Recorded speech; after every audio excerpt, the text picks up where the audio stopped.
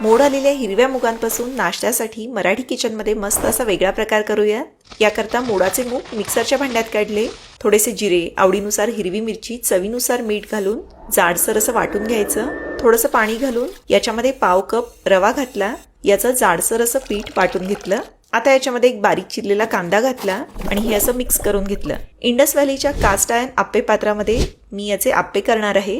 हे जे आप्पे पात्र आहे ते प्री सीझन्ड आहे, म्हणजे मागवल्यानंतर धुवून ते तुम्ही लगेच वापरायला घेऊ शकता।